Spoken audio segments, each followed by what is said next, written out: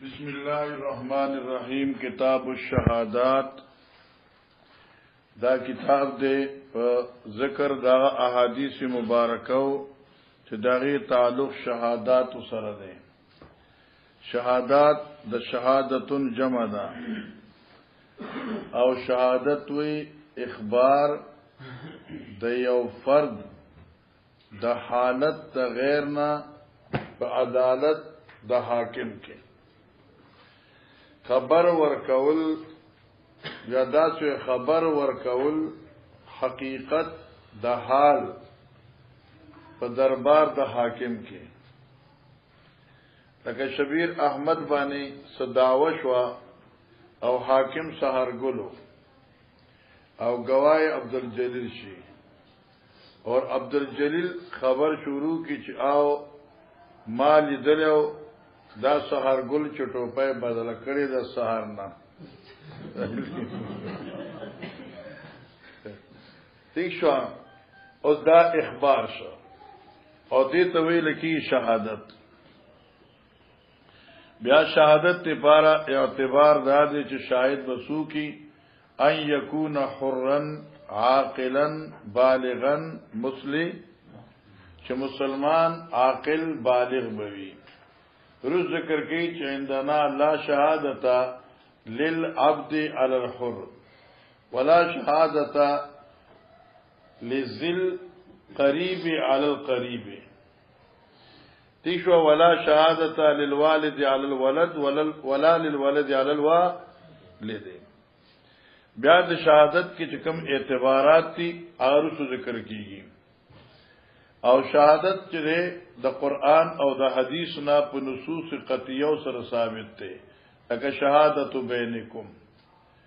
او د شهادت یو تحمل دی او یو ادا ده. ادای شهادت لپاره قرآن عظیم ذکر کوي عدل انصاف چاہے کہ وہ نہ د مشهود له خیالی نہ د مشهود علیه خیالوی داونوی چې مشهود له هغه مال بس خیر سفیدا راکی نه دا چې مشهود علی او نه بدوینا انتفاع د نفع تمکی او نه دوینا شر نبا د یری خیال ساتي خو الشهادت لله ولو علی انفسکم شی. باب ما جاء فی البینه علی المدعی. ان شاء الله امام بخاری علیه رحمت د احناف د مسلک تایید کړي او قاعده کلیه د حدیث ته اشاره کړي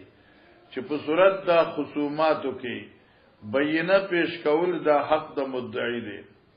او کله چې مدعی د بینه د پیش کول نه عاجز ثابت شي نو الیمین علی مدعی علیه. ٹھیک شو لقوله تعالی یا ایها الذین آمنوا اذا تداینتم بدین الی اجل مسمى فاکتبوه. او دا آیت مختصر راوړه دی آیت نه دی جزنا په کتاب شهادت باندې استدلال نشي کېده دلته فاکتبو دی خو شو کنه خو دغه آیت کې د شهادت ذکر مشته دی. دارنګه و قولی تعالی یا الذین آمنوا کونوا قوامین بالقسط شهداء لله ولو على انفسکم او الوالدین والاقربین الی قولی تعالی بما تعملون خبیر. نو امر شو په شهادت باندې په طریقې حقیقی او په طریقې ظاهر باندې او پای کې لحاظ د فریقین نه کول. جی باب اذا عبد الرجل احد المقال لا نعلم الا خيرا او ما علم الا خيرا. ګوره علماء کرام اذا عدل دلته کې مسأله د تعدیل ده. تعدیل دې ته وایي چې مثلا سمرګل سحرګل چره دے په یوځای کې شهادت پیش کی او په عبدالجلیل باندې پیش کی ورغه قاضی ته وی چې زما خو په دې باندې شک دی دا سره خنه دی. اوس صرف صابر حق تعدیل کی د سمرګل چې بای دا سمرګل حق سره دی صاحب خیر دی نو بس کافی ده.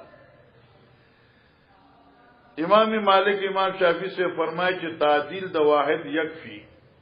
امام ابو حنیفه رحم الله فرمائے کہ چونکہ دا تعدیل چکم دے نو دیل پارم کم سے کم چې دو افراد وی چې دو افراد کم سے کم وی چې هغه دوه کسانو وی چې لکه دا سره فاسق نه دی فاجر نه دی کاذب خائن نه دی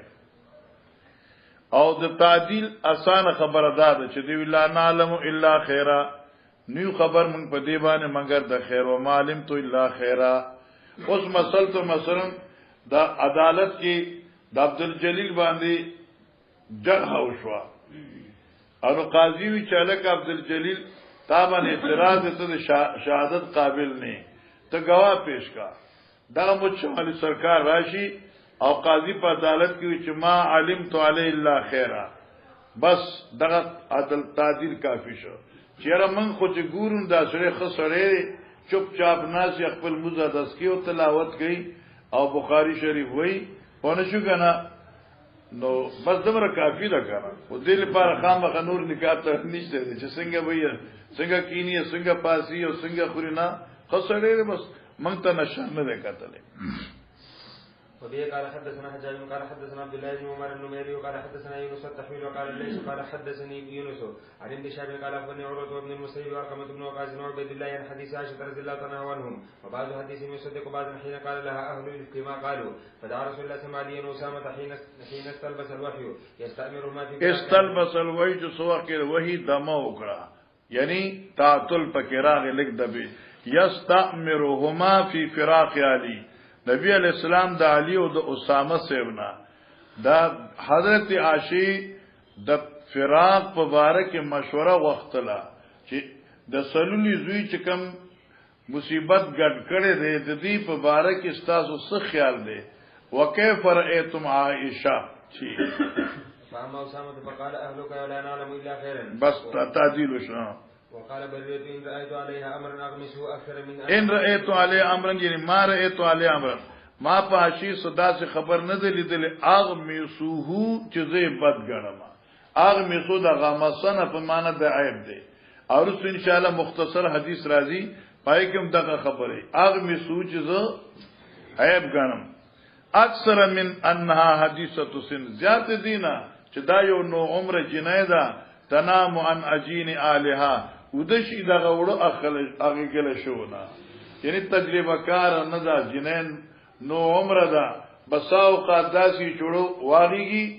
او غلا سنبال کړنی خو بل راشي بيزرا شغتی وخري معنا دا شو چې دمر ساده دا او دا د ساده کار نه لري جی فتاتي الداجن فتاكله فقال رسول الله صلى الله عليه وسلم من يعذرني من رجل بلغني من يعذرني معنا سوق د اخلاص کی مال را او مدد کو کی زما په من رجلن دغه بدبخت سلولی زوینا بلغنی اضافی علی بیتی چې ماته دغه طرف نه په حق د بیوی زما تکلیف رسیدلې تیشوا په والله معلم من علی الله خیر الله اکبر پیغمبر علی السلام تعدیل د عاشق وکړه قسم می دی پرب چې ز په خپل بیوی عیب نه وینم ولقد ذکروا رجلا او دوی ذکر کړی دی یو سره معلم تعالی الله خیرا یعنی دا نسبت صفوان ته کړ دی او معلم تعالی الله خیرا هم یو نیک سره دی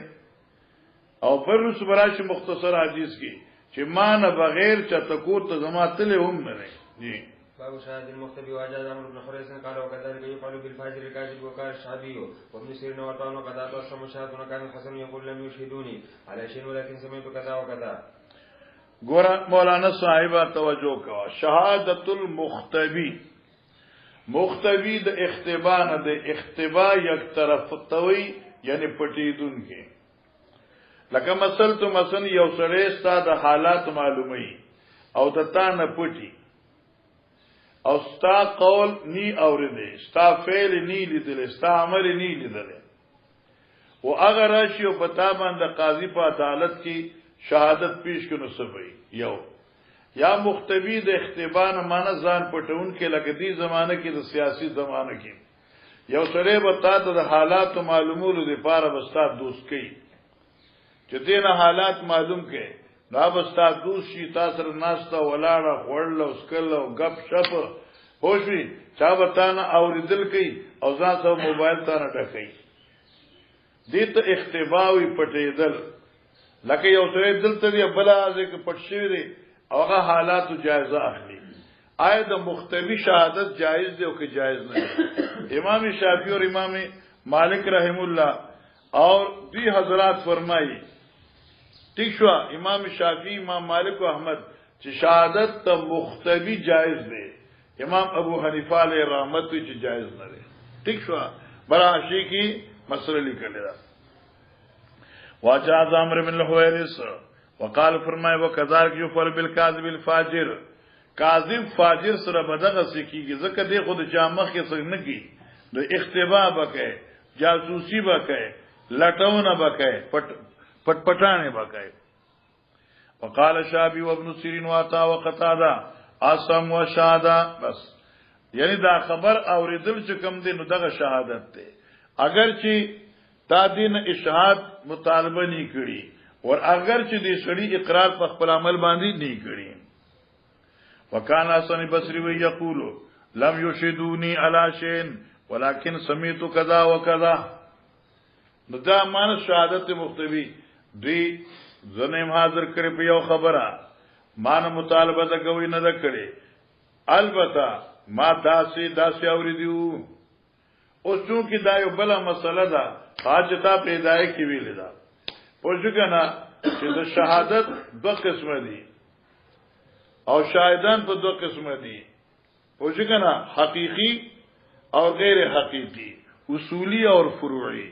هغه چې ستا مخ کی خبر وشي نو هغه خو شهادت الاصول شو، او دویم قسم هغه دی چې هغه نه اوریدي دي نه لیدلي دي، فقې ته داس معتمدون علی خلق ورته خبر کړي او دی باغی یقینو کی اذان خبر را او دا مختوی ځان لشه دی. جی وبه قال حدثنا ابو اليمان قال اخبرنا شعيب بن الزهري قال سالم بن سمعت عبد الله بن عمر رضي الله عنه يقول انطلق رسول الله صلى الله عليه وسلم وابي بن كعب الانصاري لأمار النخل الذي فيها ابن سياد حتى إذا دخل رسول الله صلى الله عليه وسلم توفق رسول الله صلى الله عليه وسلم يتكي بجذوع النخل وهو يختر أن يسمع من ابن سياد شيئا قبل أن يراه ابن سياد مستجن على فراشه في قطيفة له فيها رمرمة وزمزمة. فرأت أم ابن سياد النبي صلى الله عليه وسلم ويتكي بجذوع النخل فقالت لابن سياد لا يسوى هذا محمد فتناهى ابن سياد فقال رسول الله صلى الله عليه وسلم لو تركته بينا. وفي قال حدثنا عبد الله بن محمد قال حدثنا سفيان بن زهري عن عروة عن عائشة رضي الله عنها عنهم قال جاءت امرأة رفاعة الخرزية إلى النبي صلى الله عليه وسلم فقال كنت عند رفاعة فطلقني فأبت فتزوجت عبد الرحمن بن الزبير فإنما معه مثل هدبة الثوب فقالت تريدين أن ترجعي إلى رفاعة لا حتى تذوقي وسيلته ويذوق وسيلتك. وأبو بكر جالس عنده خالد بن سعيد بن العاص بالباب ما شاء الله ينتظر أن يؤذن له فقال يا أبا بكر لا تسمع إلى هذه ما تجهر به عند النبي صلى الله عليه وسلم. اوس وی ګوروي آیت غوي نمنه کوي الا تسمع وی ګور دا سره بارو او دې صدیق اکبر ته صدیق خبرې ناوري ولې نمنه کوي نو وی دا شهادت موږ دا شهادت خو نه دا خو سره تعلیم دی. هغه دا نه وی چې د غوي کوم چې دې داسې کړی دي هغه سره بار ناواز کی چاله تسمع صدیق اکبر دې خزي خبرې ناوري تاسو ناسي او دا خطبه صوب د حضرت مخې ته سنډي دا ډېر بیا د بدلونه لغام ولا ورکه. جی باب اذا شهد شاهد موجود بشيء فقال اخرون ما علمنا ذلك يحكم بقول من شهد قال حميد هذا ګور دې ځکه یو مسأله ده. اوس سحر ګل دې او په دې باندې چا داوا وکړه چې بھئی دې سړی دا کار کړی دی او په دې باندې دو گواهانو گواہی وکړه چې واقعي دې سړی نن داسې کار کړی دی. بیا کې دې مرګري وي چې معلومنا اوشګنا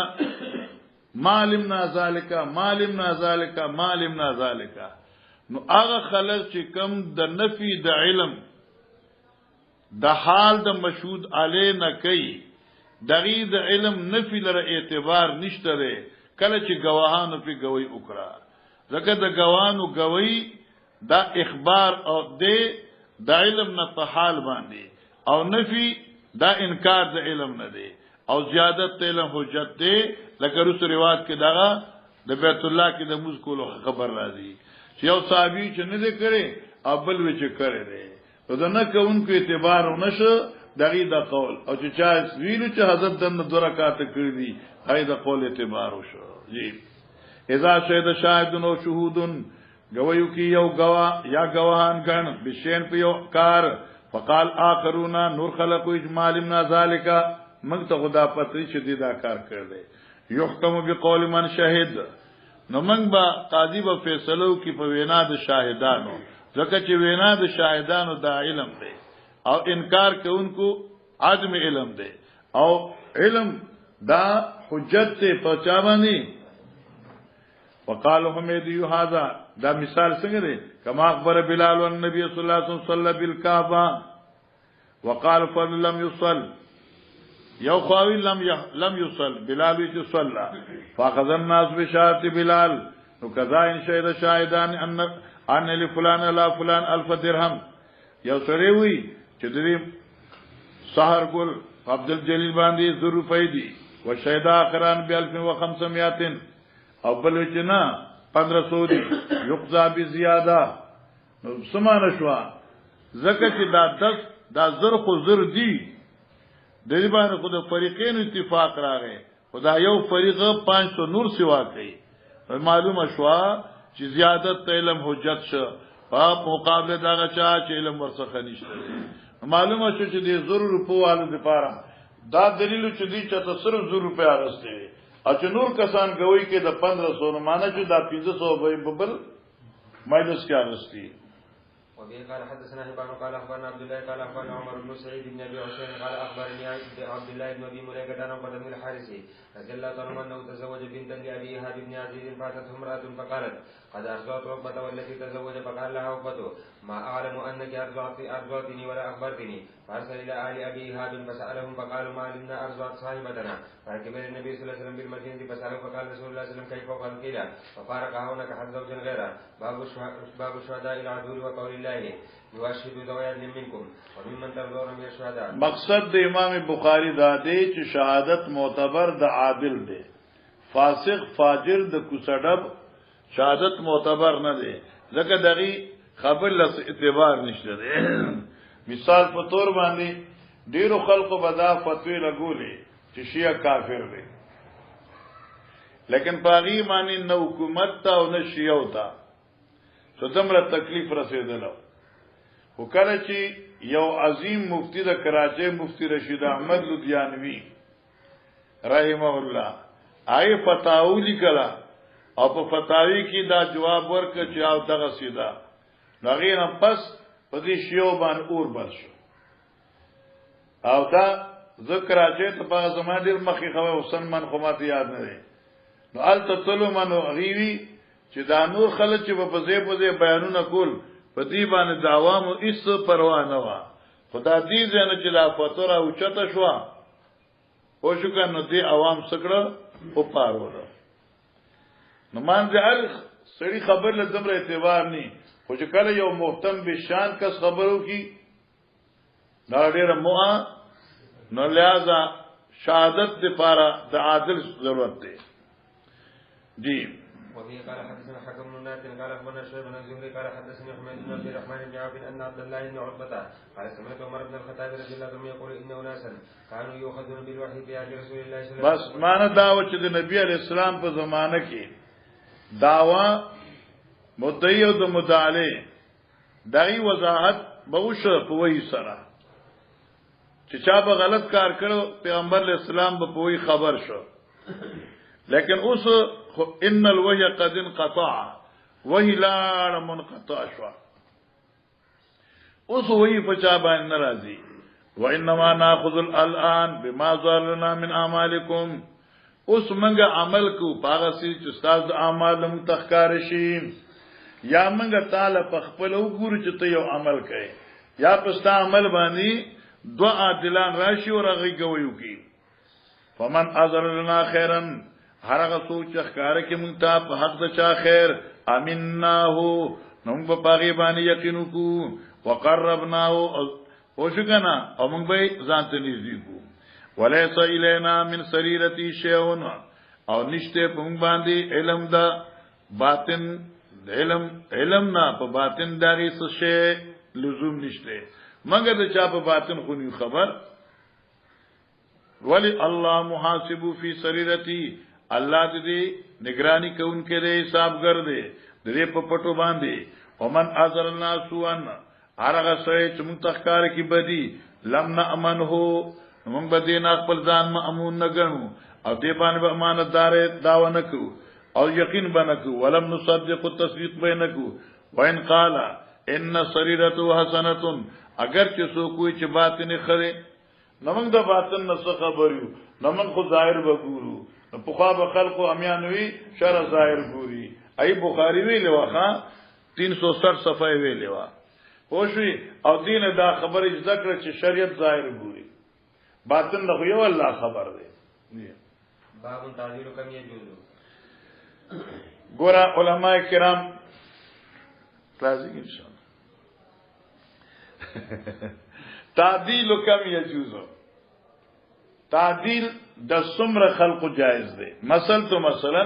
لکه مثلا ما مخ کې ویلو حاشیه دلته کې په زبردست باسوک او دلایل راوړل یعنی په جرح او په تعدیل کې د څومره کسانو قول را اعتبار دی یو سړي گوی وکړه او باغی باندې مشهود علی داو کړ د انګلیش کې ورته ریټ وای او څنګه داوی وکړه چې دا سړی خنه دروژن دی قاضي وی چې لکه د دې گوا صورتحال معلومول غواړي اوس کسان رالو د دې گوا تعدیل وکړه نو په دې تعدیل د شاهد کې نصاب لر اعتبار شته او کنا نو دې کې امام ابو حنیفه رحم الله فرمایي په جرح او په تعدیل کې نصاب لر اعتبار نشته ده چې یو سړي جرح او کړه هم قابل اعتبار دی او کې یو سړي چې کوم د څوک تعدیل وکړه هم قابل اعتبار دی اور باقی ائمه امام شافعی علیہ رحمت امام مالک رحمت الله علیہ فرمایي چې جرح او تعدیل کی نصاب سره معتبر دی کم سے کم اقل من رجلین مانا یاد شو کم سے کم چې اقل من رجلین وي اور امام سے فرمایي چې تعدیل کی نصاب ضرورت ځکه نشته چلکه دا تعدیل یو حکم دی او حکم د حاکم معنی د شهادت ضرورت نشته مثلا شو چلو وبه قال حدثنا سليمان بن حرب قال حدثنا حماد بن زيد عن ثابت عن انس رضي الله عنه قال مر على النبي صلى الله عليه وسلم بجنة فاثنى عليها خيرا فقال وجبت ثم مر باخرى فاثنى عليها شرا او قال غير ذلك فقال وجبت فقيل يا رسول الله صلى الله عليه وسلم قلت لهذا وجبت لهذا وجبت قال شهادة القوم المؤمنون شهداء الله في الارض وبه قال حدثنا موسى بن اسماعيل قال حدثنا داود بن ابي الفرات قال حدثنا عبد الله بن بريدة عن ابي الاسود رضي الله عنه قال اتيت المدينة وقد وقع بها مرض فهم يموتون الموت ذليلا فجلست الى عمر رضي الله عنه فمر جنازة فأثني خيرا فقال عمر وجبت ثم مر بأخرى فأثني خيرا فقال وجبت ثم مر بالثالث فأثني شرا فقال وجبت فقلت وما وجبت يا امير المؤمنين قال قلت كما قال النبي صلى الله عليه وسلم ايما مسلم شهد له 4 بخير ادخله الله الجنة قلنا وثلاث قال وثلاث قلنا واثنان قال واثنان ثم لم نسأل عن الواحد باب شهادة الانساب والرضا المستفيد والموت القديم وقال النبي صلى الله عليه وسلم ارزقني وابا سلمة نسويبة والتثبت فيه باب شهادت علی الانصاب باب دې په بیان د اعتبار د شهادت په اثبات د نسبونو چې دا سړی د فلان کی زوی دی ٹھیک شو په یو سړی باندې الګ باندې اختلاف چې دا زوی نه دی نو بل کسراغه گویو که چې مونږ گوی کو چې دا ان فلانن ابن فلان شي ورضا المستفیض او اگر رضاعت مسئلہ المستفید چی جاری دا اور مشہورہ دا رضاعت مستفیضہ یعنی رضاعت مشہورہ اول موت القدیم او زور مرگ لکه یو سړی دی هغه لس کاله مخکې مړ شوی او هغې د پارچا داو کړه که دې زمانه کې د اوټونو کې شوه اوټ کې چې کم سړی اوټ ورکړي هغه نی سړی وشګنه امړي خو دوی ولا وټ پول کی کنه انګلیش مې ویل نو دارنګي سنور سکیسو آیو سړی مړو او چا ورته چې لګا غو 15 کاله مخکې مړ شوی دی په دې کې د شهادت سے اعتبار دی نو امام بخاری فرمایي چې شهادت علی الانصاب فرضای مستفیضه باندې د یو کا شهادتم کافی دی لکه نبی علیہ السلام فرمایلو ارزاتنی و ابا سلمتا سویبتو پیرا کړو مالرا ابا سلم لرا سویبی چې مشهور مګه صوبیه ورته ویو ودا سویبه وا والتثبت فيه او تثبت نه مراد ثبوت شهادت او احکام کلکوال شهادت جی. قال حدثنا آدم قال حدثنا شعبة قال حدثنا حكم عن عراج بن مالك عن عروة بن الزبير عن عائشة رضي الله تعالى عنهم قالت استأذن علي أبله فلم آذن له فقال تحتجبين مني وأنا عمك فقلت كيف ذلك؟ فقال أرجعتك امرأة أخي من بين بني أخي فقال سأذكر ذلك رسول الله صلى الله عليه وسلم فقال صدقت لا له. وبه قال حدثنا مسلم ابراهيم قال حدثنا مامون قال حدثنا قتادة عن جابر بن زيد عن ابن عباس رضي الله عنه قال النبي صلى الله عليه وسلم في بنت حمزة لا تحل لي يحرم من الرضاعة ما يحرم من النسب هي بنت أخي من الرضاعة. وبه قال حدثنا عبد الله بن يوسف قال أخبرنا مالك بن عبد الله عن عبد الله بن أبي بكر عن عمرة بنت عبد الرحمن عن عائشة رضي الله عنها وعنهم زوج النبي صلى الله عليه وسلم أخبرتها أن رسول الله صلى الله عليه وسلم كان عندها وأنها سمعت صوت رجل يستأذن في بيت حفصة قالت عائشة يا رسول الله صلى الله عليه وسلم هذا رجل يستأذن في بيتك قالت فقال رسول الله صلى الله عليه وسلم أراه فلان لعم حفصة من الرزاة فقالت عائشة لو كان فلان حيا لعمها من الرزاة دخل علي فقال رسول الله صلى الله عليه وسلم نعم إن الرزاة تحرم ما يحرم لكن لعم يمن إشارة وكلا خپل هغه ترتمخ کې. وبه قال حدثنا محمد بن كثير قال اخبرنا سفيان عن عائشة صلى بشعصائي عن ابي المسروق ان عائشة رضي الله عنها عنهم قالت دخل علي النبي صلى الله عليه وسلم عند رجل فقال يا عائشة من هذا؟ قلت من الرضاعة. قال يا عائشة انظرنا لمن اخوانكن فانما الرضاعة من المجاعة. كتابه ابن وهبي یعنی ارجع ته موج مرور دی کہ در رضاعت نسبت ثابت وای نو رضاعت معتبر دی هغه زمانہ د جو کې چې ماشوم پیس کلی او مجاعت هغه زمانی ته وي چې بغیر روپیو نه د ماشوم گزارا نشي کېده. باب شاهد القاضي والسارق والزاني وقول الله تعالى ولا تقبلوا شهادة أبدا وأولئك هم الفاسقون الذين. دا مسألة چې کومه ده نو دا لکه د بعض الناس امام بخاری رحم الله د بعض الناس تناقض ثابت دی لیکن دمر دی چې لکه من خو نه ویو خو لکه غټو خلق ورته ویل دي چې امام بخاری د احناف په مزاج نه خبر اور امام بخاری رحمه الله حمل شهادت او ادا شهادت کې فرق نشي کوله. من غو نه ویو کنه کله کداغي معاصرین ورته وي من چاته په چھوټه مو بڑی بڑی خبرو کو توبه استغفار قدمه خبر خو نقل کو کنه. امام بخاری علیہ رحمت ادا شهادت او تحمل شهادت کې فرق نشي کوله او اسی بیتو کرائے اور احناف باندې چې کوم دي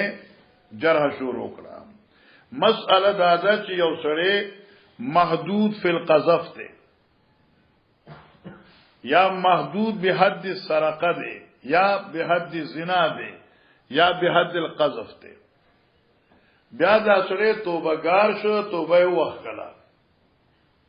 په عدالت اسلامی کې د قاضي مخ کې د دې شهادت در اعتبار شته او کې نشته ده.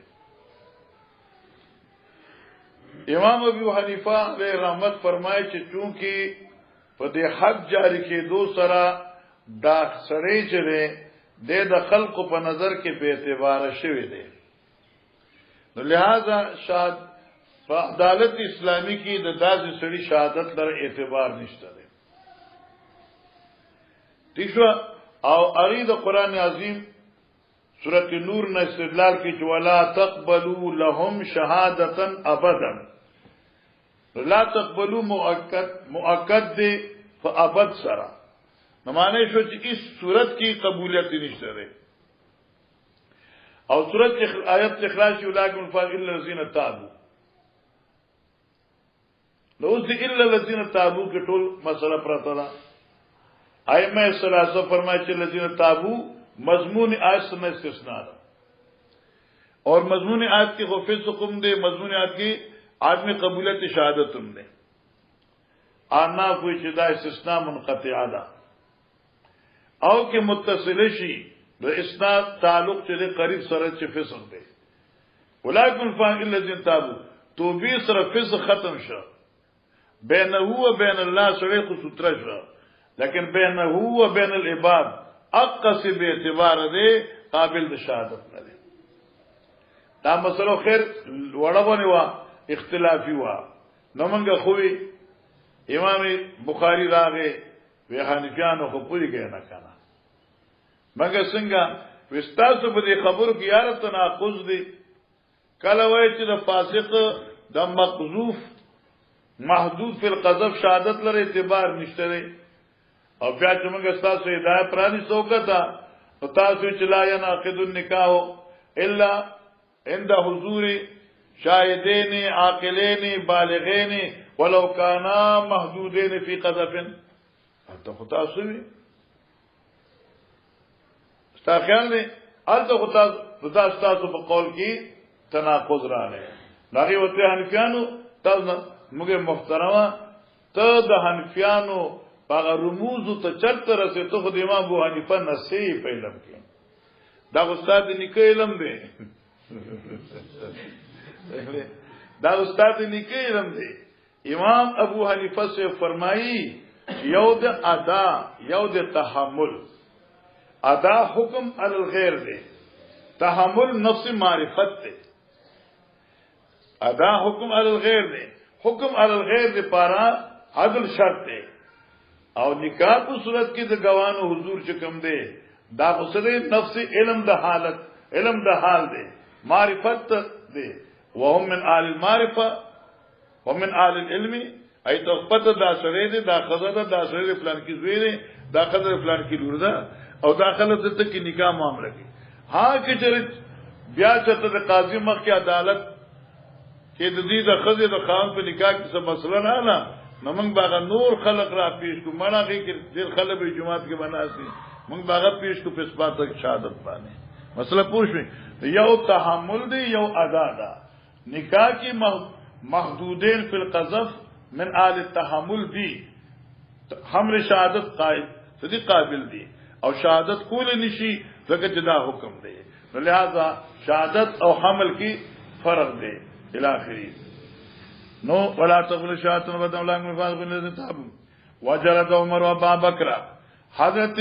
عمر ابا بکر ایبا سزا جاری کرا فشبل ابن معبد باندې ونافیان باندې بقذف المغیرہ دوی تومت لګول یا بدر ذل مغیرہ سیمتا ثم استتابهم او بیا دغینه طلب ته توبه وک وقالو فرمایل من تابا قبل شهادتو چې چا توبه وکړه نو شهادت به قبول شي مګر یا خود دې خپل رائے دا اجتهاد دی یا مګر چې من تابا فقط قبل شهادتو مراد نه غیر محدود دي غیر محدود دي یو سره ګناګار وو آی توبه وکړه شهادت قبول دي ځکه کم یو سره چې ګنا نه بچي واجاز عبد الله بن عتبہ عمر بن عبد العزيز وسعيد بن جبير الطاووس ومجاهد وشافعي وكرمه وزوري ومحارب بن دثار وشريح ومعاويه بن قرة وقال ابو زناد الامر عندنا بالمدينه دا زنبان تنکی خبره ودا ټول حضرات الامرنا عندنا بالمدينه یعنی حکم په نظمګه چې راځي د مدینه منوره کې چې علم مرکز دی اخدای زارج القاذفا قوله کله چې یو قاضي د خپل قول نه رجوع کړه فاستغفر ربه الله نه معافي وغوښته فقبل الشهادته نو شهادت به قبول شي اوس ګوره عبد الوارث مولوی سیوا نو ته خپل له خیال ورته وکا دی خو پتا باندې تنکی اوسې چې عالم مدینه د علم مرکز دی مدینه د علم مرکز دی دغه علما سری مأوا او مرجع علماء دا هغه وی چې تر قاذف خپل قول رجوع کړه استغفار وکړه شهادت قبليږي منګوي دا خو ته په من تنکای لیکن من لم رب سترګي را کړ دي مانه دا د یو سړي په چا تهمت لګاو قاضي عدالت نمخ کې دې د خپل قول رجوع کړه او طائب شو نو محدود دینا خامخ دې خبر قبول ده من خوې چې وایلو خلک نه پسته خبره ده محدود فی القذف شي نو غینه پسته ده دا په مخ کی خبره ده وقال شابي وقتاده اذا اكذب نفسه جلد وقبل شهادته یو شی ده کله چې ځان دروژن کا شهادت قبول دي دمغه دا او کې زو هر څه کوي ورورا او ګناهګار دي او شګن مولي شیبا او چې هر څه خپل توبه وکړي نو تایب نظم کوم لازم بلا آیت تومت لګو په دې عبد الجلیل باندې او چې کله عبدالجلیل قاضي څخه پیش کوم یار ما څه درو وي خو څنګه الله دې معاف کی غلطی را نو شو دې خو محدود نه دی کنه وقال سوري واذا جلد العبد ثم اوتقى جاز شهادتو تشوا وایز او موږ وی چې ګورا جلد العبد ثم اوتقى جاز شهادتو وی یو سره مجلود شو او بیا دغه آزاد شو دغه شهادت جایز دی وایز تقضي المحدود او کله چې قاضي کړي شو محدود سره یا څه اذا تقضي ښا کله چې طلب د قضا دی ښا کله چې یو محدود فی القذف قاضي شو لکه ګناګار او مجرمو بیا غي ته د امیر المؤمنین طرف نه قضا حواله شو ها قاضي شو فقضایا او جائزه دغه فیصله جائز دي نمګوي چې دا خو قضایا جائز دي دا قضایا خو شهادت نه ده دا خصله مولوی سے ما اخبار د مسلې نه ده او دې ته څوک جائز نه دي وقال بعض الناس او ای هغه خلق او شو کنه د خوف دی وای نه چې نوم په خلا نشو اغسته یاره دا کنه ټول قال کوفه په دنیا خوارو کنه او دغه روب چې کوم دغه جلی روب قال بعض الناس لا يجوز شهادة القاذف و اذا قاذف شهادت جائز نه دی وان تاب دا خو اسانه خبره د سم مسر تناقض ثابت دی ودا بعض الناس وی شهادت قاذف جائز نه دی وی بیا دوی ته وګوره ثم قال بیا دی بعض الناس کی چاوي چلا جز نکاحهم بغیر شاهدین فإن تزوجا بشهادت محدودین جاز وګوره وی چاولو چې نه دی او ځکه نکاح کوي صاحب الحق دیم او پاکی گوانو کې محدودین راولي نکاح وشو وین تزوجا بشهادت عبدین لم يجوز او کې د غلامان وی نو جایز نه دی موږ زکه د غلام شهادت زکه جایز نه دی چې غلام سره آل د ولایت نه دی په خپل ځان نو سرنګي بده ولایت اخکار کی په بل باندې د خود ځان نه دی نو چې کوم څه د ځان نه هغه د جهان څنګه ها تیشک منی سبا نوی اجاز شهادت المحدود والعبد والما لرؤیت هلال رمضان رمضان کی وګورا وې د سپومې لیدو د پاره شهادت معتبر ده وې شهادت کې اعتبار ورګي رمضان د پاره اور نکاح د پاره او اسوي چې شهادت محدود معتبر نه ده مګر مولانا صاحب دا اخبار دی او په دې باندې چابل جرح نه راځي او په نکاح کې تحمل دی او تحمل دی پر عقل شرط دی تمیز شرط دی نو دا خو انسانان دي ذوی العقول دي پویږي چې دا الک دی دا جنې دا رشتہ د الک صدا او د جنې رشتہ صدا او داخله په جماعت کې نازل سلانجه کوي دا غوي ته پته ده نو آل تحمل له خودي کړه وکيف تعرف توبه بس وکيف تعرف توبته محدثین وی د امام بخاری کمال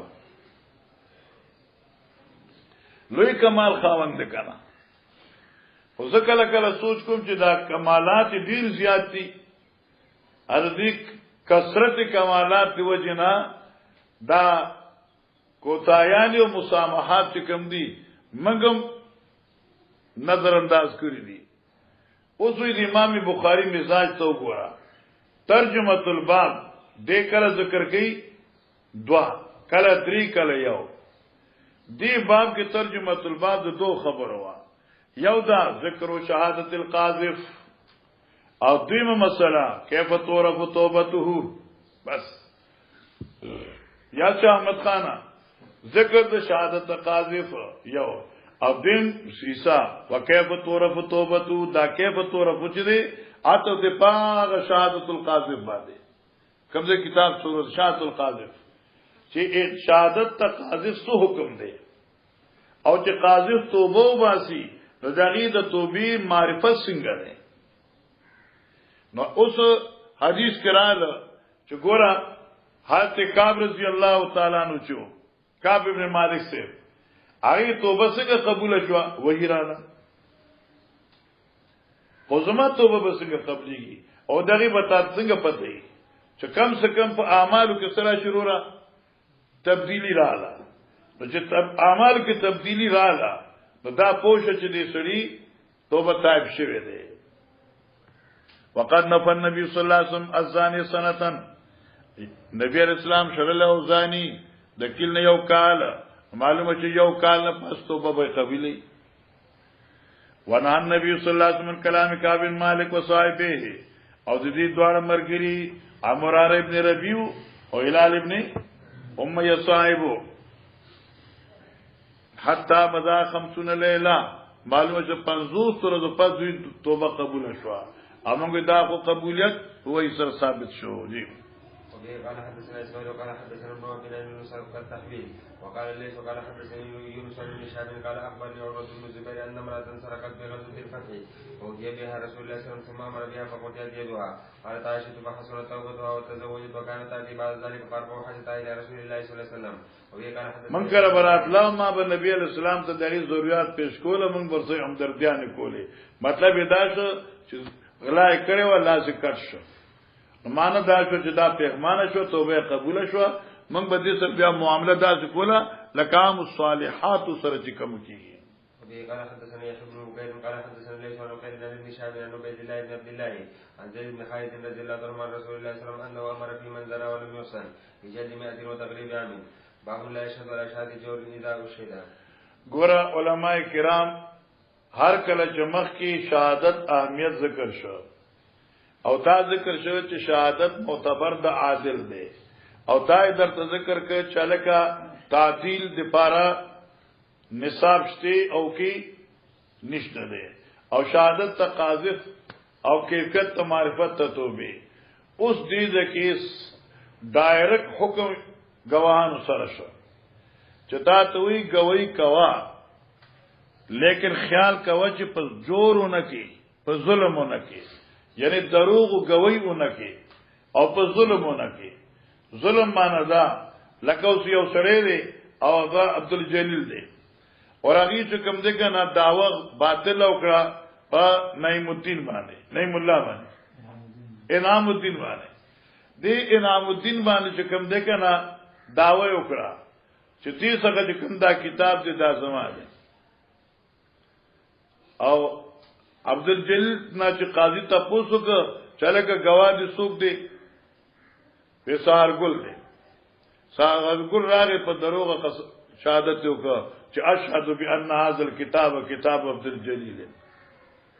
نو قاضي خو فیصله وکړه چې دا کتاب اهل ځه خدا شهادت د زور شو د زور شو اې د جوړ شو ادا شهادت تعالی جایزه نه ده لا یشهد علی شهادت جورن شي گوی بنکه په گوی د ظلم اذا وشید کله چې تعالی مطالبه د شهادت شي دا باندې چې ماما او کاکا ورته زما بیمار یم ته ته وبه قال حدثنا عبد الله قال اخبرنا عبد الله قال اخبرنا ابو حيان التيمي عن الشعبي عن النعمان بن بشير قال سالت امي ابي بعض الموهبه لي بمالي ثم بدل ابوها هغه حدیث له پرون چې تعویل او الفاظ بدل دي نعمان ابن بشیر دی بشیر نعمان خپل زوی ته سزم جیداد ورکړو سالت امي ابي مطالبه وکړه زما مور امري زما د پلار بچنا چې بشیر نوم دی بعض الموهبه لي من ماله د بعضی هبي د پلار نه ماده پارا د مال دغینا امری وی چې بشیرا زما د زوی چې کوم نعمان دی دله څه شی وبخا نورونه ګرځي دی आवाज ولو وبخا ثم بداله بیا دله زین کې دا خبرانه فواهب حالي نمالو بخا فقالت ندی امری وی لارزا تا تشد النبي صلی الله علیه وسلم ناراضی کېږم پدې هبه سوچتا حضرت سے پدی خبر نہیں گوا کړي فاخذ بيدي نو بشیر وای دا نعمان زما پلار بشیر رضی الله سنولم وانا غلام فاتابي النبي صلی الله علیه وسلم فقال ان امه بدي نعمان مور عمره چدا بنت رواها سالتني بعض الموهبه لهذا مان مطالبه کړي وا چې د باز مالی بوکم دي زوی تا نبی رسول الک ولد سوا نعمان نه بغیر ځانور بچشته وی او قالو فرمایل فوراه نعمان وی زګمان کوم په حضرت چې حضرت لا تشهدنی علی جورن مان گوی مغواړ په ظلم باندې تا ظلم وکړي. وقال ابو حریث عن شابی لا شهد علی جورن. قال حدثنا ابو قال حدثنا شعبة قال حدثنا ابو حمزة قال سمعت زهد بن مزرب قال سمعت عمران بن حسين رضي الله عنه قال قال النبي صلى الله عليه وسلم خيركم قرني ثم الذين يلونهم ثم الذين يلونهم. قال عمران لا ادري ذكر النبي صلى الله عليه وسلم بعض قرنين او ثلاثا. قال النبي صلى الله عليه وسلم ان بعضكم قوما يقولون ولا يؤتمنون ويشهدون ولا يستشهدون وينذرون ولا يكون ويسهر فيه مسلمان ويسهر فيه مسلمان. دی حاشیه عجیب جمله لیکلې ده وای په دوی کې با غټواله او غوخه سواشي وای ولی ولیسلم الا کثرة الاكل والانهماك في اللذات فلا رغبه في الاخره لغلبه شهوات الدنيا. معنی به دای چې دوی په دنیا کې صرف د خورل او سکلو خپل خواهشات پورا کول مقصد وي او د آخرت یره فکینی چې یره د آخرت ختم شو خیانتګر بشي بے ځای گوی بکئی او نظرونه باسبا خلق خوشحالي چې بس ما نظر مې جمعه جوړم او بیا پورا کینا اوسم په دې کچېرو ته تلاش کنه نو خلک وې ضمانت دلوکم لکه څه کیسې کنه معمولی سو سیګریټو کې 400 کې اسو کونی ولې شي داغه وی ضامن راړه دې ضمانت دلوکم ان وی 500 روپے ورکه 10 روپے ورکه 100 روپے ورکه نو ته به ټیک ده نو دی خپل ځان سره د پټو سمن ساتلی عدالت تلاشي عاجزو کوي دې ضمانت کوه دل 100 روپے والی اسی خپل کار کی تھا جی. وفي قال حدثنا محمد بن كثير قال اخبرنا سفيان بن مسعود عن ابراهيم عن ابي ذر عن عبد الله رضي الله عنه النبي صلى الله عليه وسلم قال خير الناس قرني ثم الذين يلونهم ثم الذين يلونهم ثم يجي قوم تسبق شهادة احدهم يمينه ويمينه شهادته. قال ابراهيم صاحب فرمای ابراهيم النخي وكانوا يضربوننا على الشهاده والعهد او زمو مشران چې نو منګ لبا منګ به په گواہی باندې او په لوزونو باندې وهلو ولی منګ بچته لکه قسم می دی په خدای چې پرې می خدای ولی قسم کړ راشده پوجي کنه الګه زما استاد معاهده چې موږ په لبو کې یو بل سره مرګرتیا کو ویل کړه شنده دی ولی دا سره دی په زم عادت یمین اونګه ګرځي چې دا خو بیا بستاسو عادت شي هر ځکه به قسمونه خوري. جی باب ما کله په شهادت الزور باب ما قیل باب د په بیان د مزمت د شهادت الزور مخه درته وی چې ګوره په زور به گوی نه کوي اگر چې تاسو مطالبه د گوی په زور وشي اوس دې زور نه خبرې د دروغونه شرک سره برابر ګناه دی ګوره او دا اکبر کبایر کبیره ګناه دی ګوره د دې ارتکابونه کوي. جی قولی تعالی والذین لا یشهدون الزور وکتمان الشهاده وقولی ولا تكتموا الشهاده وما یكتمها بالنواثم القلب والله بما تعملون علیم. دینه دا معلومه شي امام بخاری دوه خبرې کوي. یو خبره دا کوي چې شهادت د دروغ دا ګناه دی حرام دی نو دارنګه د حق گوی پټول هم ګناه دی. کتاب ته خبره معلومه نه ده شهادت کوي نو اکبر الکبائر دی او چې تاسو یو خبره معلومه ده او سلالج د دنیا په خاطر ته کتمان کوي نو دام ګناه دی نو حق به پټاینا او نه حق به واینا. وبه قال حدثنا عبد الله بن منير سمع وهب بن جرير وعبد الملك بن ابراهيم قال حدثنا شعبة عن عبيد الله بن ابي بكر بن انس عن انس رضي الله عنه قال سئل النبي صلى الله عليه وسلم الكبائر فقال الشرك بالله وحقوق الوالدين وقتل النفس وشهادة الزور تابعه وغندر ابو عامر وباز وعبد الصمد عن شعبة به قال حدثنا مسدد قال حدثنا بشر بن الفضل قال حدثنا الجريري عن عبد الرحمن بن ابي بكر عن ابي قال قال النبي صلى الله عليه وسلم الا انبئكم باكبر الكبائر ثلاثا قالوا بلى يا رسول الله صلى الله عليه وسلم قال الشرك بالله وحقوق الوالدين وجلسا وكان متكئا فقال لا وقول الزور فما زال يكرر حتى قلنا ليته سكتا. يعني من لپاره صلاة اجازت دغه نشته نشي. وقال اسماعيل بن ابراهيم قال حدثنا الجريري وقال حدثنا عبد الرحمن باب شهادة الأعمى وامره ونكاحه ومبايعته وقبوله بالتعزين وغيره وما يعرف بالاصوات وجد شهادته القاسم. ګورا مولانا صاحبہ دې کې مسأله ده شهادت الاعمى د اعمى گوی او داغي څه حیثیت ده. امام مالک رحمه الله اغي وی چې شهادت د اعمى چې ده دا معتبر ده په کوم سیز کې په معاملاتو کې چې د عدالت کم ذکر دي.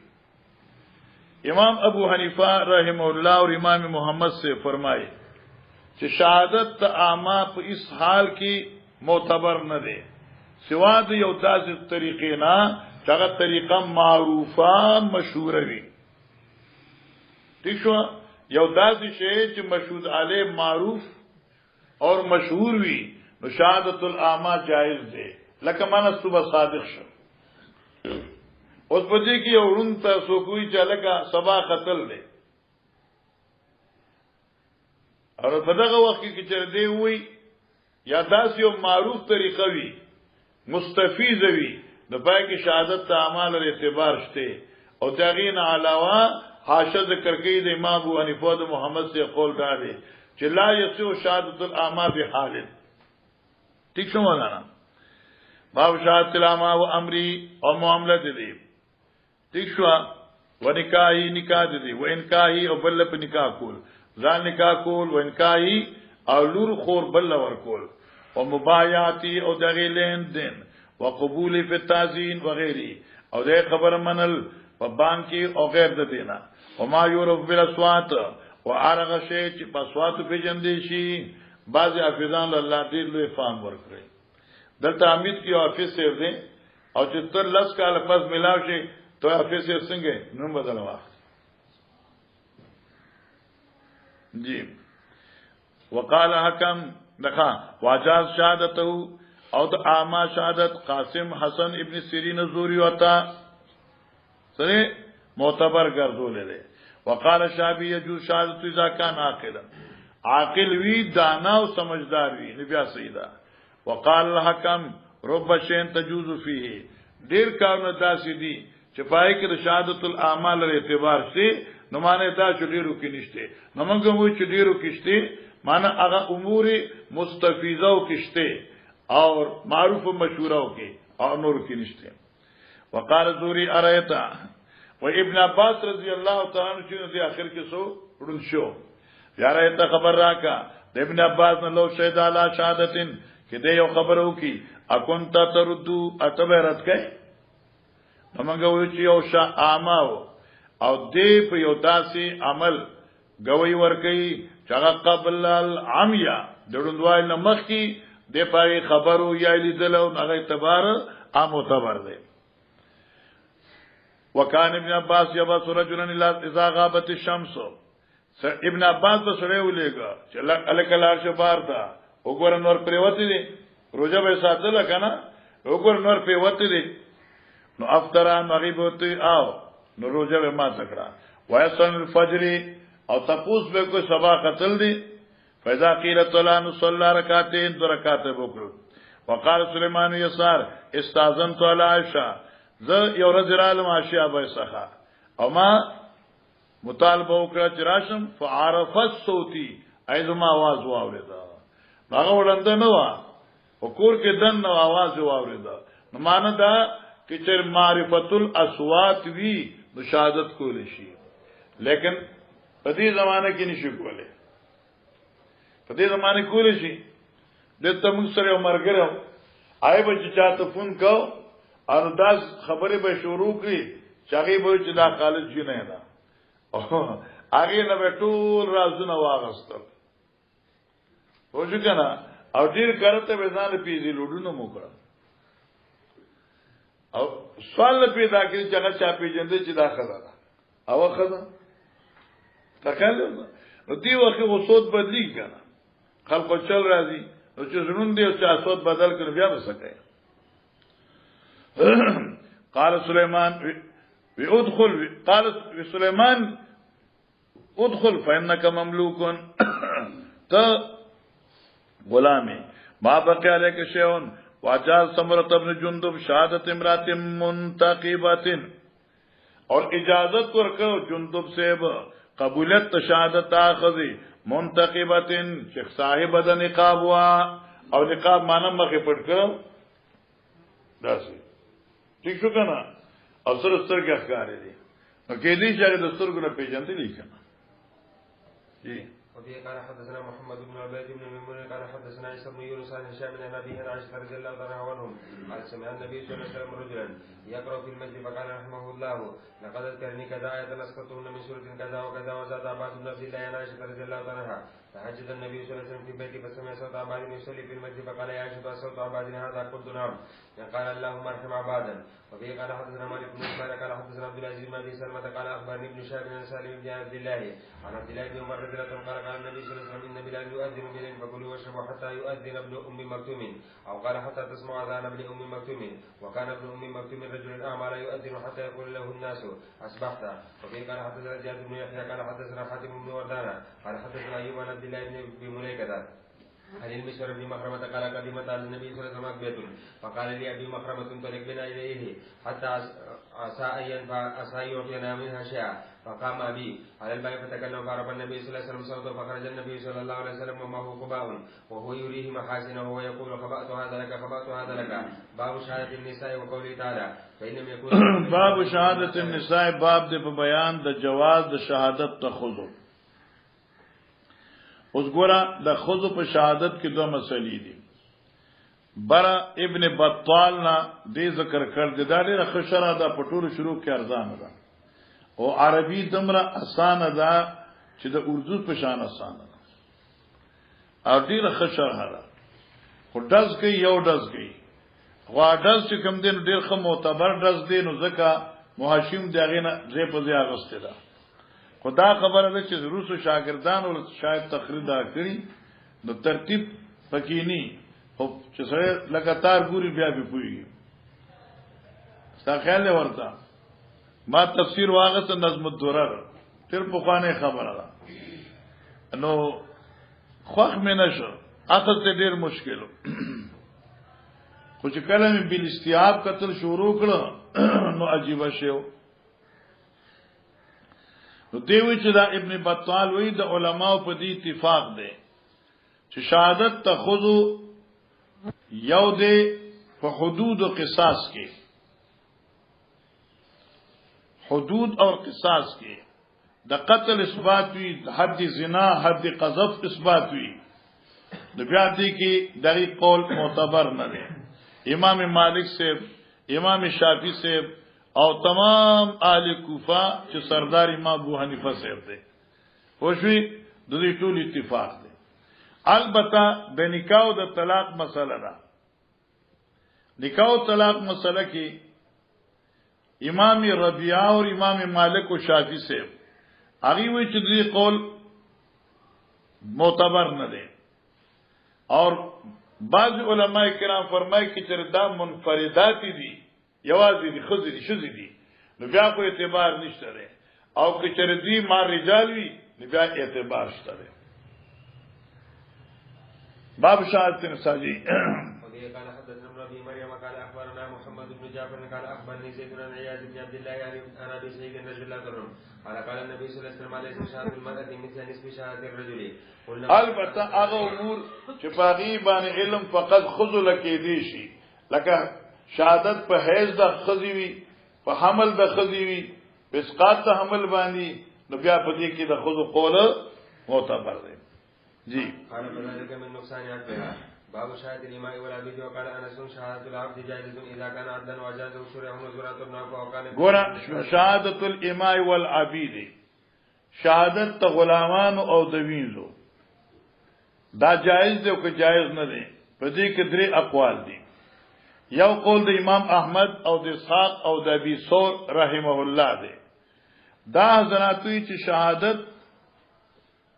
د غلامانو او د ویزو مطلقاً جائز دی په شان د احرارو. قول د امام احمد رحمه الله او امام اسحاق او د ابو ثور دی. دیم قول دی چې امام حسن بصری دی اور ابراهیم نخعی دی رحمه الله دوی وی چې موږ بګورو چې مشهود علی څه شه دی کہ مشهود علی اشیاء تافدی یعنی معمولی سيزونه دي معمولی کیسونه دي باغی باندې چا سره تعلق ني چاته نقصان رسیدو نو بیا په اشیاء تافه کې خپل تافدی کمزوري خلق دي نو په کمزوري چیز کې گوی معتبر ده او نور کې اعتبار نشته ده. دریم مسلک دا دی چې د عبید او د امام شهادت په اس حال جائز نه دی او دا قول د جمهور دی. امام شافعی صاحب دی او امام ابو حنیفه صاحب دی. مثلا شو یو قول د امام احمد دی چې مطلقاً جائز دی. حسن بصری اشیاء طافه کې جائز دی، په غټو کې جائز نه دی. امام شافعی صاحب، امام ابو حنیفه صاحب، امام مالک صاحب رحمهم الله دوی چې دا من اهل ولایت ندی په خپل ځان نو پتا باندې دوی څنګه اصرار د ولایت کوي. جی وجاز الحسن و ابراهيم في شيطانه وقال طافه معنا شو مختصر معمولی شی. وقال شريح كلكم بنو عبيد و امام ره وای چې تا ټول بنو عبید یعنی سمانا ټول د یو سړي اولاد یې او د یو بیبي اولاد یې. بیا په دې کې څه حکم دی؟ نو موږ دغه جواب کوو چې حکم خو دی چې چرته وای چې د یو پلار او د یو مور اولاد دا حکم مساوي دی. نو بیا خو یا ټول احرار پکار دي یا ټول عبید پکار دي. نو ته بیا د یو مور یو پلار په اولاد کې چاته غلامان وي چاته احرار وای. جی قال حدثنا ابو عاصم بن ابي جريج عن ابن عباس بن الحارث التقفيل وحدثنا علي بن عبد الله قال حدثنا ابن سعيد عن ابن جريج عن ابي مليكه قال حدثني عقبه بن الحارث وسمعه منه انه تزوج ام يحيى بنت ابي هاب قال فجاءت امه سوداء فقالت قد ارجعتكما فذكرت ذلك للنبي صلى الله عليه وسلم فعرض اني قال فتنحيت فذكرت ذلك له قال وكيف وقد زعمت ان قد ارجعتكما فنهاه عنها. اوس دې ځکه حضرت چې دا طلاق نکاح ماتول حکم کړو نو دا په دې اعتبار سره نه چې شهادت معتبر هو بلکې ورعن هو. ازرای ورع بزرګي تقوا دي. باب شهادت المرضعه باب دې په بیان د شهادت ته مرضعي او دغه روایت بیا راوړي چې کوم عبد الوارث صاحب ختم کې او ته په کوم څه باندې ابتدا کړي نو دا استاد اتفاق یو بین ثبوت شو چې کوم مضمون باندې خلاص کړي هغه مضمون تعالی درکې چې مخ کې تو دا پوښښ کنه نو دا مرضی شهادت جی. وفي قال حدثنا ابو عاصم بن عمر بن سعيد عن ابي مليكه عن عقبه بن الحارث قال تزوجت امراه فجاءت امراه فقالت اني ارغبتكما فاتيت فذكرت للنبي صلى الله عليه وسلم فقال كيف وقد قيل داها عن كونه دان کا یعنی لری کا ځان. باب تعديل النساء بعضهن بعضا او نحوه دلته حدیث الافک او نحوی حدیث الافک واقع دا حدیث الافک اوس دلته نشته لري معنا ان شاء الله دا تفصیل په حدیث الافک کې مرাজি. ٹھیک شو پای کې د خود شهادت باب تعديل النساء بعضهن بعضا مطلب دا چې څنګه احرار رجال د یو بل باندې جرح او تعدیل کول شي نو دارنګه د خزي تعدیل هم جائز دی. لکه اوس بتاته د بریری تعدیل په حق د اشیاء به کې ښکارش دی. وبه قال حدثنا ابو الربيع سليمان بن داود فهمني بعض احمد حدثنا حليح بن سليمان عن ابن شهاب مختصر حدیث ہے عن زبير وسعيد بن المسيب وعلقمة بن وقاص الليثي وعبد الله بن عبد الله بن عتبة عن عائشة زوج النبي صلى الله عليه وسلم حين قال اهل الذكر ما قالوا فبرأها الله منه. قال زهري وكلهم حدثني طائفة من حديثها وبعضهم او عن بعض او ابان مخ کې باز کړی یعنی خیاتون کې د حدیثو واثبت له اختصاصا وقد اختصاصا په معنی بیانول له بیانون کیږي. عن كل واحد منهم الحديث الذي حدثني عن عائشة وبعض حديثهم يصدق بعضا. زعموا أن عائشة قالت كان رسول الله صلى الله عليه وسلم إذا أراد أن يخرج سفرا أقرأ بين أزواجه فيدعون خرج سهمه ما خرج بها معه فأقرأ بيننا في غداة غداها فخرج سهمي فخرجت معه بعد ما أنزل الحجاب فأنا أحمل في هدل وأنزل فيه فسرنا حتى إذا فرغ رسول الله صلى الله عليه وسلم من غزوته تلك وقفل وتنون من المدينة أذن ليلة بالرحيل فكنت حين أرسلوا بالرحيل فمشيت حتى جاوزت فلما قضيت شأني أقبلت إلى الرحل فلما استدري فإذا يكون لي من جزء أسفار أغم الغلري أو النجيني او غمی د اسفار قبیله اسفار د کلی نوم دی. فرجعت فالتمست يغضي فحبسني ابتغاء فأقبل الذين يرحلونني فاحتملوه ودني فرحلوه على غيري الذي كنت أركبه وهم يحسبونني فيه وكان النساء ذاك خفافا لم يسكن ولم يغشهن اللحم او چې کړه شوی غوخه مخنوه مهنت زیات او خوراک کم. وإن وانما ياكلن العلقه علقه معنا یو څو نوړې د ډوړې به خورلې فلم یستنکر معنا اوپره او نه غاڼه ناشنا ثقل دا ہوتا زکای په جناسو نو کمزوري ده كنت جاريه حديثه السن فبعث الجبل وسار فوجدت يغدي بعد ما استمر الجيش فجئت منزلهم وليس في احد فاممت منزلي الذي كنت به فظننت انهم سيفقدوني فيرجعون الي فبين انا جالسه غلبتني عنايه فانت وكان صفوان بن معطل السلمي ثم الزكواني من وراء الجيش فأصبح عند منزلي فرعى سواد إنسان نائم فأتاني وكان يراني قبل الحجاب فاستيقظت باسترجائه نانا فراحلته فوضع يدها فركبت فانطلق يقود بي الراحلة حتى أتى الذي شفع دمعا نزلوا معاوسين في نهر البحيرة فهلك من هلك وكان الذي تولى الجفة عبد الله بن أبي بن سلول فقدمنا المدينة فاشتكيت بها شهرا والناس يفيدون من قول أصحاب الإفك ويريبني في وجهي أني لا أرى من النبي صلى الله عليه وسلم الكفر الذي كنت أرى منه حين امرض په معنا د لازمی د حين مرضتو او کې امرض خپل معنا شینو امرض نی هاذ القول د سلول د دې زوی ز بیمار کم انما يدخل فيسلم ثم يقول كيف تيجو لا شعور بشيء من ذلك حتى نقات یا نقیت تردی چز د بیمارۍ نه په جوړې دو شمه اصل کے نقاط کمزور والی تم ہوئی جی فخرجت انا وام مستقيم قبل المنازل متفرزون لا نخرج الا ليلا الى ليل وذلك قبل ان تتخذ الكنوف کٹیانے بیت الخلاقانے وامرنا امر العرب الاول في البريه او في التنزه فاقبلت انا وام مستقيم بنت ابي رهم نمشي فاثرت في مرتها فقالت عائشه مستو فقلت لها بئس ما قلت تسبين رجلا شهید بدراتین معلوم شو چې تنقید په صحابه جائز نه ده فقالت يا حنتا ولد الم تسمعي ما قالوا فاخبرتني بقول اهل الافك فزدت مرضا على مغزي فلما رجعت الى بيتي دخل علي رسول الله صلى الله عليه وسلم فقال كيف تكون فقلت اذن لي اتي ابويا قالت وانا حينئذ اريد ان استيقن الخبر من قبلها فاذن لي رسول الله صلى الله عليه وسلم من قبلهما دي کې قبلها ده هما پکار ہے چلو أبويا فقلت لأمي ما يتحدث به الناس فقالت يا بني تهوني على نفسك الشأن فوالله لقل ما كانت امرأة قط وزيئة يعني خستا عند رجل يحبها ولها زرائر دغيب بني فقلت سبحان الله ولقد تحدث الناس بهذا قال فبت تلك الليلة حتى أصبحت لا يقول لي دم ولا أكتحل بيوم ثم أصبحت فدعا رسول الله صلى الله عليه وسلم الله أكبر استلبس الوجه كلا ويك لغون دمر على أدبكم ما في فراق يعني فأما أسامة فأشار عليه بالذي جعله في نفسه من الود لهم قال أسامة أهلك يا رسول الله ولا نعلم والله إلا خيرا وأما علي بن أبي طالب فقال يا رسول الله لن يزيق الله عليك والنساء سواهن كثير معنا هرگز الله تنگچار نراولی پتا باندې او خزه داشي نه بغیر طالبان ډیری دي فدعا رسول الله صلى الله عليه وسلم بريرة فقال بريرة هل رأيت فيها شيئا يريبك فقالت بريرة الله والذي بعثك بالحق إن رأيت فيها أمرا أعمسه عليها أكثر من أنها جارية حديثة السن تنام عن الأجل بس ګوره د دې مختصر غونې حدیث راوړو په دې ځکه دقه خبره ده چې بریری صاحبي فرمایل چې حضرت عائشہ صدیقہ پاکه ده بس او خذا خذ بان شهادت کولش فتاة الدارين فتاكلوا فقام رسول الله صلى الله عليه وسلم من يومه فاستعذر من عبد الله بن أبي بن سلول فقال رسول الله صلى الله عليه وسلم من يعذرني من رجل بلغني أتاه في أهلي فوالله ما علمت على علي إلا خيرا وقد ذكروا رجلا ما علمت عليه إلا خيرا وما كان يدخل على علي إلا من فقام سعيد فقال يا رسول الله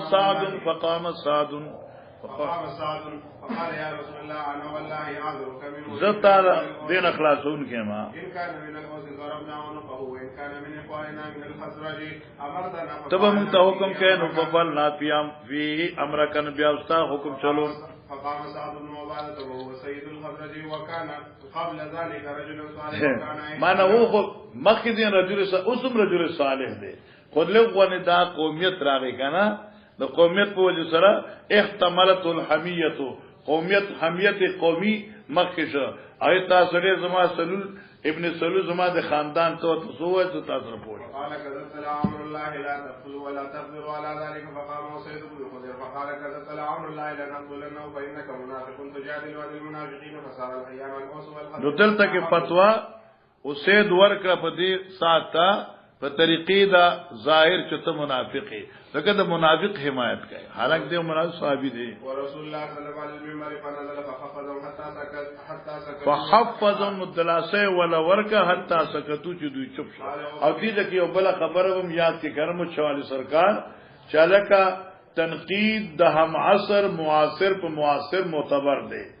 او اجازت دی خود غیر معاصر جائز نه او صحابه یو بلته منافق تداسه حالو بکیت یوم لا یقولی دمن ولا تهل بنوم فاز عندي ابواي وقد بكيت ليلتي ويومي حتى اظن ان البكاء خالق كبدي قالت فبينهما جالسان عندي وانا ابكي اذا استاذنت امراه من الانصار فاذنت لها فجلست تبكي معي فبينهم كذلك دخل رسول الله صلى الله عليه وسلم فجلس ولم يجلس عندي من يوم قيل لي ما قيل قبلها وقد مكث شهرا یو میاشت پورې لا یو حایله فی شان شیون نبی الاسلام د زما مبارکی سوی نور راغلی ثم قال يا عائشة فإنه قد بلغني أنك كذا وكذا فإن كنت بريئة فسيبرئك الله وإن كنت ألممت بذنب فاستغفر الله وتوب إليه فإن العبد إذا اعترف بذنبه ثم تاب الله عليه فلما قضى رسول الله صلى الله عليه وسلم قالت له قال سدد معي حتى ما قدرت زما اخي قدرت ترتیب أجيب عني رسول الله صلى الله عليه وسلم قال والله ما أدري ما أقول لرسول الله صلى الله عليه وسلم فقلت لأمي أجيبي عني رسول الله صلى الله عليه وسلم فيما قالت والله ما أدري ما أقول لرسول الله صلى الله عليه وسلم فقلت وأنا جارية حديثة السن لا أقرأ كثيرا من القرآن فقلت إني والله قد علمت أنكم سمعتم ما يتحدث به الناس ووقر في أنفسكم وصدقتم به ولئن قلت ووقر معنا ده ووقر في أنفسكم او دي خبرو قرارې نیول دي پستا زونو کې اوس کې زه چې هر څه نو تاسو نه مانه قلت لكم اني بريئة والله يعلم اني لا بريئة لا تصدقوني بذلك ولكن اعترفت لكم ولئن اعترفت لكم او کې چرته اعتراف وکم تاسو لپاره په خپل خبره باندې لا تصدقوني والله ما اجد لي ولكم مثلا الا ابا يوسف نم ممتاز دې پاره خپل ځان دې پاره یو صفت مگر سوا دا با یوسف نه چې یعقوب علیه السلام دې والله مستعان على ما تصفون ثم تحولت ولا كراجي وانا بیا مې دوی نه مخ واړو په کټ باندې بل طرف ته جی ولكن والله ما ظننت ان ينزل في شاني واحد ولا انا احقر في نفسي ولا انا احقر او زه خامخ په خپل ځل کې ماجر ځان حقیر ګڼه یعنی سپک بنوي حقیر میں گانا کم میں گانا جی من ان يتكلم بالقران في امري ولكني كنت ارجو يرى رسول الله صلى الله عليه وسلم في النوم رؤيا تبرئني فوالله ما راى مجلسه فلا خرج احد من اهل البيت حتى انزل عليه الوحي فاخذه ما كان ياخذ من البرحاء د ګرمینا حتى انه لا يتحضر منه مثل الجمان من الارق تردی چې غوت دل دا جسم د حضرت سیبنا بشان د مل غلورو خلی فی یوم شاتن پغرز تجمی کی سڑی فلما سري عن رسول الله صلى الله عليه وسلم فكان اول كلمه تكلم بها ان قال لي يا عائشه احمد الله فقد برأك الله فقالت لي امي قومي الى رسول الله صلى الله عليه وسلم فقلت لا والله لا اقوم اليه ولا احمد الا الله فانزل الله عز وجل إن الذين جاءوا بالإفك عصبة منكم الآيات فلما أنزل الله هذا في براءتي قال أبو بكر الصديق وكان ينفق على مثل وساعة لقرابته منه والله لا أنفق على مثل شيئا أبدا بعدما قال لعائشة فأنزل الله ولا يأتوا الفضل منكم والسعة يؤتوا بالقربى إلى قوله غفور رحيم فقال أبو بكر فلا والله إني لأحب أن يغفر الله لي فرجع إلى مثل الذي فرجع معنا واپس والوک ابو بکر په ورکولو د خرچې طاقت بولګي الا مستحتا كان يجري عليه هغه نه فقط مخې بوله ورکوله وكان رسول الله صلى الله عليه وسلم زينب بنت جحش عن امري فقال يا زينب ما علمت ما رايت فقالت يا رسول الله احمي سمعي وبصري حفاظت کوم د غوږونو او د سترګو خپلو والله ما علمت عليها الا خيرا دا دې ته وي چې د سعودي ته تعدیل داو زینبی د هتیاچی تعدیل وک وهي التي تصانيني او دا زینب اغوا چې برابر او ما سره په حسن و جمال او په حب د پیغمبر سیب کې یا دیو ما سره مقابلم کولا نفاسم الله بالورع الله بچو ساته د ګنانا په سبب د نیکوالی دي یو حدیث دی نو ته اوسګه نه مخه حدثنا فلان عن هشام بن عروة عن عروة بن الزبير عن عائشة رضي الله عنها ما شاء الله. الزبير مثله وقال وحدثنا فلان عن ربيعة بن أبي عبد الرحمن ويحيى بن سعيد بن القاسم محمد بن أبي بكر مثله باب إذا ذكر رجلا كفاه وقال أبو جميلة وجدت منبوذا فلما رآني عمر قال اصل غویر ابوسا اذا ذکر رجلا معنا مخی مسله وا چې کم تعدیل د سو دغه دی یو څو حدیثو کې نه دی یو حدیث یو څه پوهه کړه یو حدیث وی دا خیال دی ورته دی بو چې ارم عبد الوارث نیم عبارت دی خو یو حدیث دی الکه په تعدیل کې د څومره کسانو د ضرورت ده امام بخاری رحمه الله او امام ابو حنیفه رحم الله فرمایي چې تعدیل کې د عدد ضرورت نشته ده ځکه چې تعدیل د یو نه کافی دی ځکه چې دا په منزله ده حکم دی او حاکم آی کې شرط د عدد نه وي بلکې عدالت کافی ځکه اور امام شافعی او امام مالک فرمایي چې کم سے کم دو کسان وی چې یو سړي صفایو کی امام بخاری ذا ذکر جن رجلن کفاو کله چې یو سړی تعدیل کی دی او کس کفاو دغه بس چې یو سړی و چې دا سارګل خده مسلاس وقال ابو جمیله وی او دې ابو جمیله نوم سنین ده نوم سنین سیو وجدت منبوذا ما مند یو الک ورزول شو پلار کې چا ماشوم بلار کې خو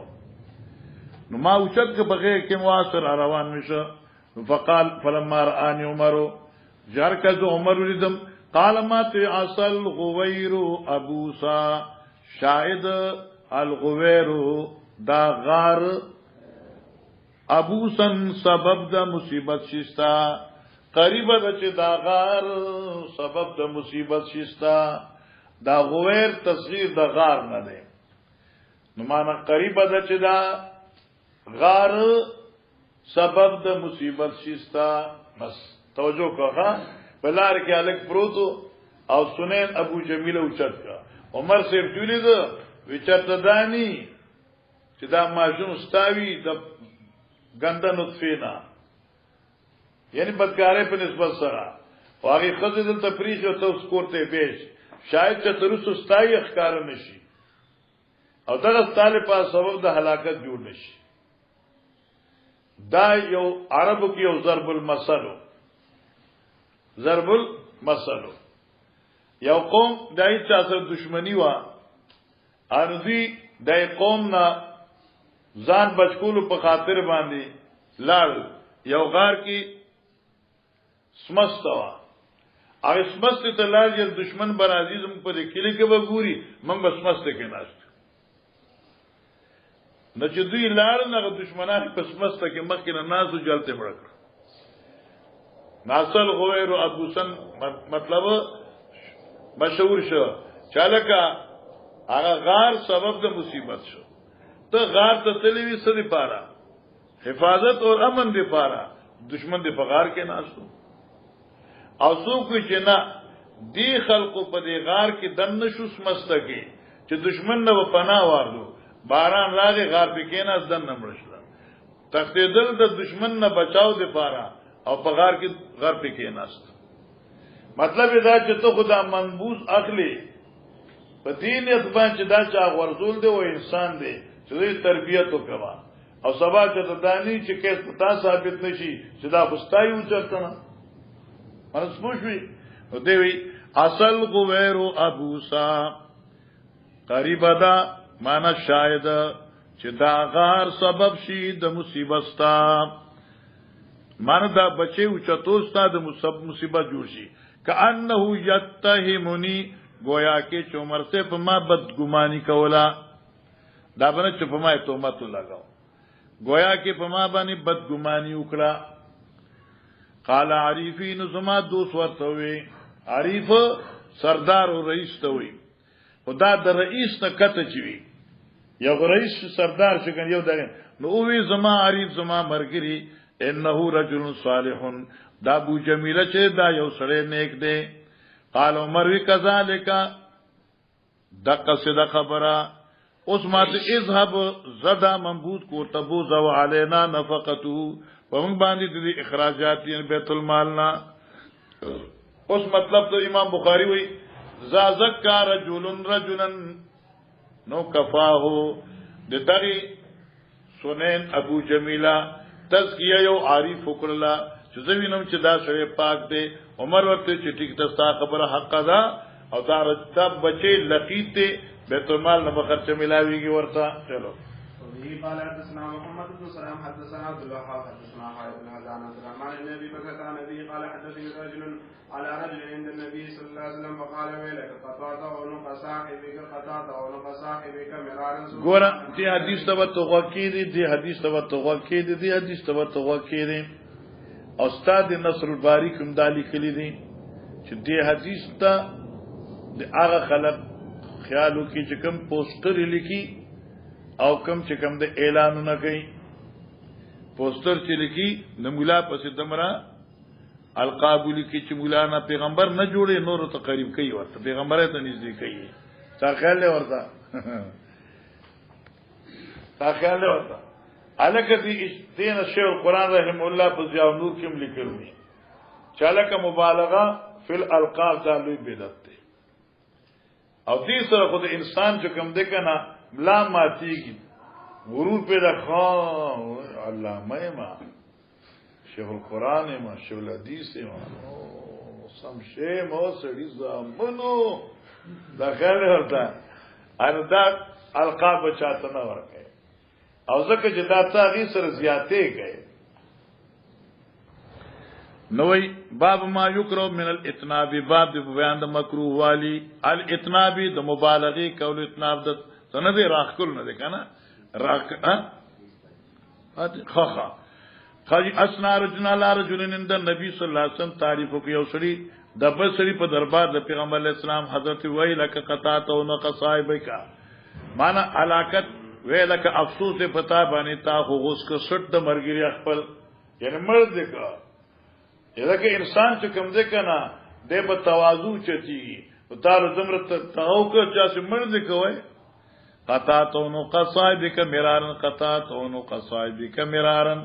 بار بار وین داسموا ثم قال من كان منكم ما دهن خاولا محالتا هر هغه سره چې تا ویل تاسو نه تعریف کوم کې دی اورور لا محالتا خامخا فليقل دې احسبو زو امید کوما زو ګمان کوما وځګنا زمون خو بیا وړي کې ټیشن وځي تقی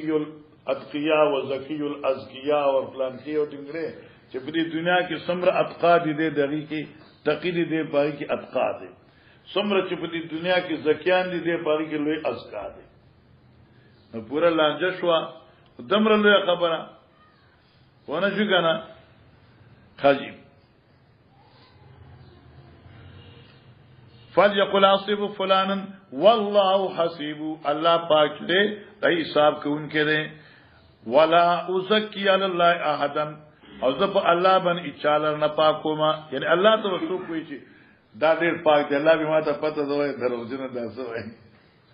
ها ځای کې تمره کمال دی او ته دا اشتیاق لکه الله به دې اس کې مال خو پیژنه هرته چې خامخا کاغذ وردا خراب شي خیر استا جلسه له برای تقریبا کی پدې کې د تبلیغ جماعت والا ډیر خلک واس کې دالو شخصیت دې راځي اعلانونه نه کوي اوس به څوک راځي او چې تقریر شروع شي بیا خلک څوک دي نو بیا څوک پیژني یو بل فلان کې دي فلان کې دي فلان کې دي او موږ خو د خیر سره کنه قران دمر نه تلاوت نه کوو چې څومره د خیر سره ستاسو تعریف کیږي ونه شو کنه ها کذا وکذا ان کان یعلم ذلک منو چې دې ته دې خبرې پته وي نو صرف د خپل د علم مطابق دی وي بس باب ما يكره من الاسناد في المدح وليقل ما يعلم باب ما يكره من الاتناب باب دې بیان د مکروهیت د مبالغه په تعریفونو کې اتناب د تنب نه ده اصل کې اتناب وي هغه پړی دا د چا د خیمه چې پړو سراخ کې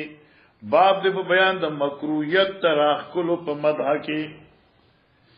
وليقل ما يعلمون او دې دی وی خبرې چې دې پويږي دې ته پته وي مګر پنده کې طالبانو ګټه زو قصه وکړي یاري یو لوی جلسه نو پای کې دا علماو نو چاته لوی لوی القاب او مفکر اسلام او مدبر اسلام او فلانت الاسلام او فلان او فلان او د پنده شیخ نو حضرت مولانا غلام الله خان مدیر دارالعلوم تعلیم قرآن راجا بازار الپنډي حضرت مولانا غلام الله خان نو پکې شیخ نشه قرآن نو نو د طالبان خو جيبه خلق دي هر کله جلسه و نو موږ ډیر شي لاړو موږ حضرت نن به ما خام سبق ویو کنه نو ویل کله کله وی شیخ وی وسودانی چې ته جلسه لمدا کنه موږ چې دې د جلسه لازم موږ له خبر راځو موږ خبر شو حضرت نو ما خام وی سبق وی نہیں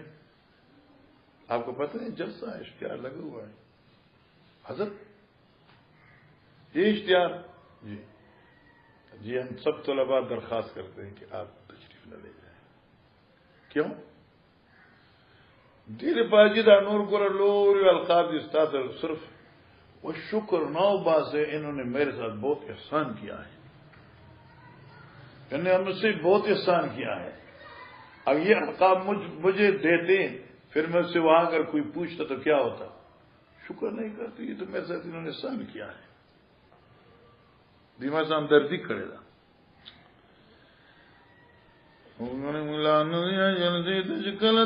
مطلوب القابات ورنکی خیال دے ورطا کہ نہیں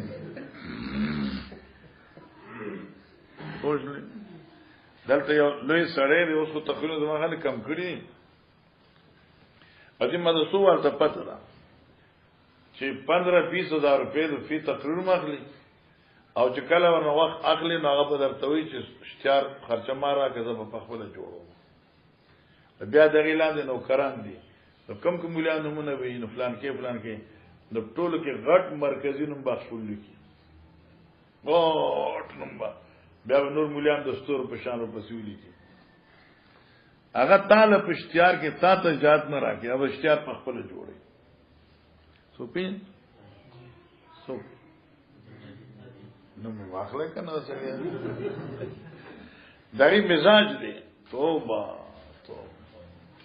اوب اشتیار زو په خپل جوړ کته نه جوړو نو کرته لا چې اشتیار نه